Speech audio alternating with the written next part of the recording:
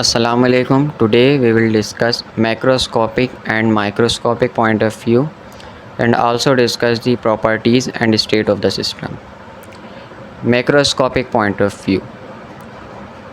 The macroscopic point of view considers variable or characteristic of a system at approximately the human scale or the large scale.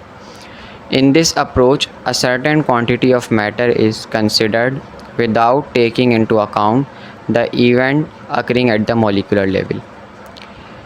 In this point of view, all the characteristic and variables of a system is considered at human scale or a large scale, and we will not investigate about the event that is occurring at molecular level.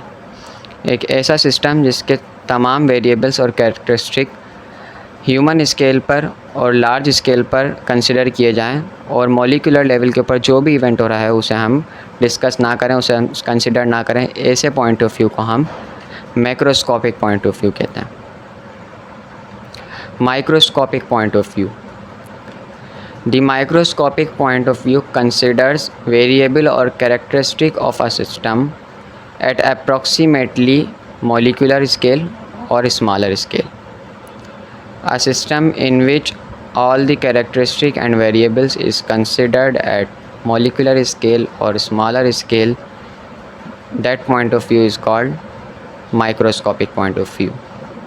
And assumptions are made regarding structure, field or radiation. It requires knowledge of the behavior of individual particle and the effect cannot be perceived by human sense. Properties of system. If any characteristic of a system by its condition may be described is called its property.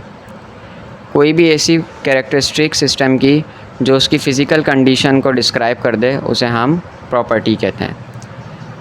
Like intensive properties and extensive properties. Intensive properties, those properties that are independent of mass of system such as temperature, pressure and density. ऐसी properties जो system के मास पर depend ना करें, मास independent हो, ऐसी properties को हम इंटेंसिव प्रॉपर्टी कहते हैं. Extensive properties, those properties whose values depends on the size or extent of the system. It means that those property which lies on the mass of the system, matter of the system or the extent of the system. Extensive properties per unit mass are called specific properties. State of a system. The condition of a system identified by a particular set of values of the coordinate or properties are called the state of the system.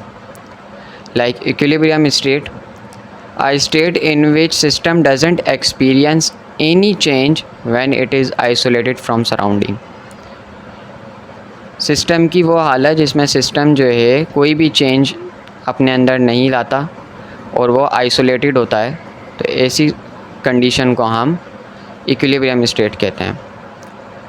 Thermal equilibrium, a state in which temperature should be same throughout the system is known as thermal equilibrium.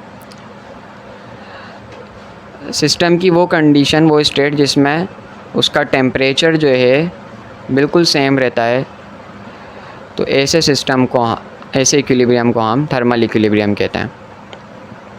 Mechanical equilibrium, a state of a system in which an unbalanced force is absent is called mechanical equilibrium. एक ऐसा system जिसमें कोई भी unbalance force नहीं हो, unbalance force वहाँ पे absent हो, ऐसे सिस्टम को हम मैकेनिकल इक्विलिब्रियम कहते हैं.